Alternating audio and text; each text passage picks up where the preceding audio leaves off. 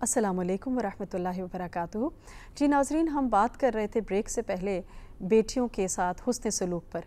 बात यह है कि हम देखते हैं कि कुरान और हदीस की रोशनी में औरत का क्या मकाम है। एक माशरा मर्द और औरत दोनों से मिलकर बनता है, दोनों उसको बनाते हैं, चाहे वो एक माशरा है, चाहे वो एक फ़ैमिली है, एक फ़ैमिली यूनिट है, एक ख़ानदान है, दोनों ही से मिलकर बनता है। और क्योंकि आप देखिए कि अकेले मर्द भी बच्चा पैदा नहीं कर सकता, अकेले औरत भी बच्चा पैदा नहीं कर सकती, दोनों की कंबाइन एफ़र्ट होती है। फिर उसके बाद आप देखिए कि अल्लाह सुब्हानो ताला ने दोनों को जिस्मानी तौर पर मुख्तलिफ बनाया, और हम देखते हैं लेकिन जहाँ क्योंकि एक जेंडर फ़र्क है, एक मेल है और एक फ़ीमेल है, लेकिन इंसानियत के दर्जे में दोनों बराबर हैं। इसी तरह आप देखिए कि इस्लाम में जो अहकामात हैं उसमें भी दोनों बराबर हैं। तक़वा की बात है तो वो दोनों के लिए है, इसी तरह ख़र्च करने की बात है तो वो दोनों के लिए है, फिर तवक्कुल है, अनाबत है, खशियत है, इन सब में दोनों का ज़िक्र हमें मिलता है।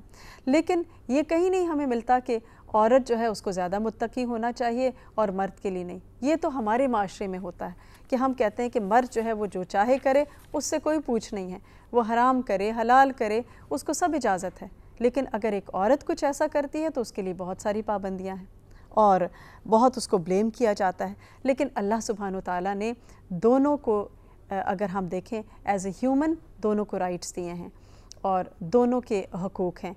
लेकिन इसमें थोड़ा सा फ़र्क इस हवाले से है कि जहाँ जिसकी कुर्बानी ज़्यादा है, जहाँ जिसकी एफ़र्ट ज़्यादा है, उसका अजर भी ज़्यादा है।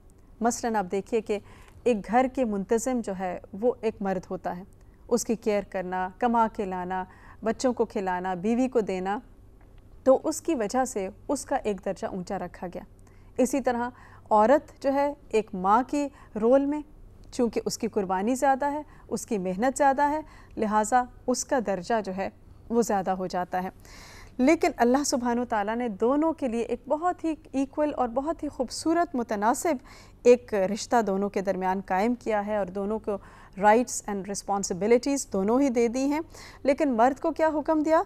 वआशिरूहुन्ना बिलमारूफ़, कि औरतों के साथ भले तरीके से ज़िंदगी गुजारो, चाहे वो औरत बीवी है, माँ है, बहन है और बेटी है। तो सबसे पहले हम देखते हैं कि औरतों के साथ हुस्न सलूक का हुक्म हमें मिलता है और उसमें फिर बेटी का क्या मकाम है, क्योंकि और उसमें भी हम अल्लाह के रसूल सल्लल्लाहु अलैहि वसल्लम का घराना चूँकि हमारे लिए रोल मॉडल की हैसियत रखता है, लिहाजा हम आपके घराने की तरफ देखते हैं। आयशा रज़ी अल्लाह ताला अन्हा के बारे में आता है कि जब कभी आपके घराने में किसी बच्चे के पैदा होने की ख़बर आपको सुनाई जाती तो आप ये नहीं पूछती थी कि लड़का है या लड़की, आप पूछती सेहतमंद है, तंदुरुस्त है। आपको बताया जाता जी हाँ, तो आप फरमाती अल्हम्दुलिल्लाह रब्बिल आलमीन।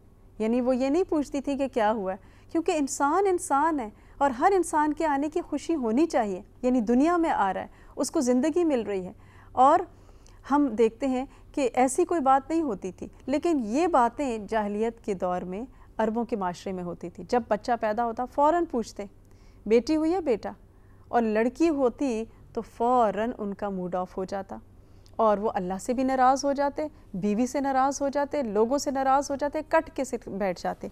तो इस वजह से हम देखते हैं जबकि इस्लाम जो है उसका तर्ज़ अमल हमारे सामने है, हम देखते हैं कि आयशा रज़ी अल्लाह ताला अन्हा क्या किया करती थी। फिर हम देखते हैं कि बेटियों की अच्छी परवरिश करने वाला जो है वो अल्लाह के रसूल सल्लल्लाहु अलैहि वसल्लम के साथ होगा।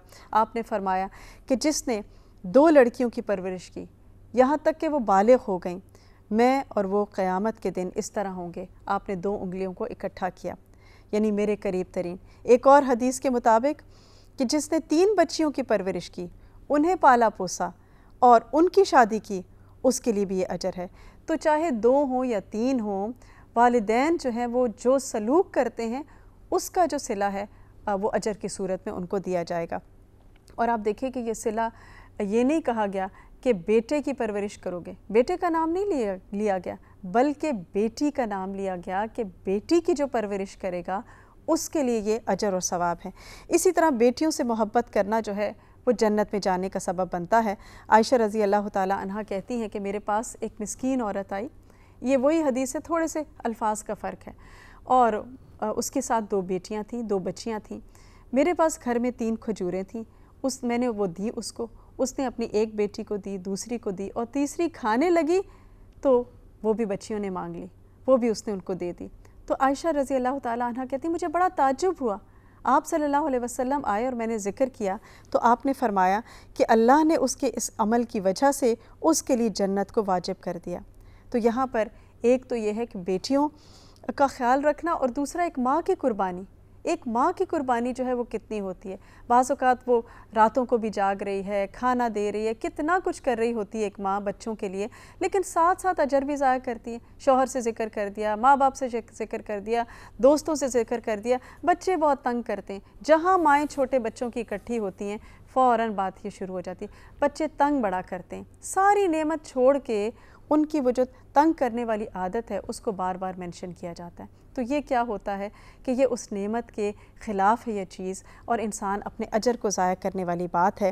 پھر آپ دیکھیے کہ عموماً تو آپ جب بچوں کو کھلا رہے ہیں، پلا رہے ہیں، سب کر رہے ہیں، تو اس پر رونا دھونا چھوڑ دیں، کیونکہ اللہ کے رسول صلی اللہ علیہ وسلم نے فرمایا جس کی 3 بچیاں ہوں اور وہ انہیں محنت کر کے کھلائے پلائے پہنائے، اور یہ مرد بھی ہو سکتا ہے عورت بھی۔ مرد کیسے کرے گا؟ کھلائے پلائے گا، کما کے لائے گا اور پھر کھلائے پلائے گا، پہنائے گا۔ اور بیوی کیا کرے گی؟ پکا کے دیتی ہے ان کو، پھر اسی طرح بنا کے دیتی ہے، کپڑے سلا کے دیتی ہے، تو وہ اس کے لیے جہنم کی آگ سے رکاوٹ بن جائے گی۔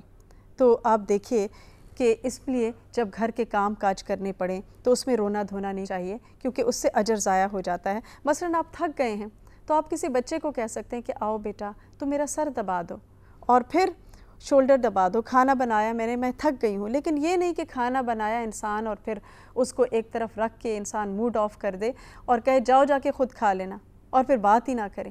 نہیں، ایسے نہیں کرنا چاہیے۔ ہم دوسروں کو طرح طرح اذیت دے کے اور احسان جتا کر اپنے عمل برباد کر دیتے ہیں۔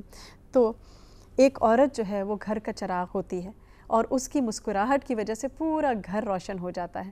تو ہمیں اس بات کا خیال کرنا ہے کہ ہم اپنے گھروں کو اپنی مسکراہٹ سے روشن رکھیں، اور اس پہ مزید بات کریں گے لیکن انشاءاللہ اپنے اگلے پروگرام میں۔ وآخر دعوانا ان الحمد للہ رب العالمین، سبحانک اللہم وبحمدک، اشہد ان لا الہ الا انت، استغفرک واتوب الیک۔ السلام علیکم ورحمۃ اللہ وبرکاتہ۔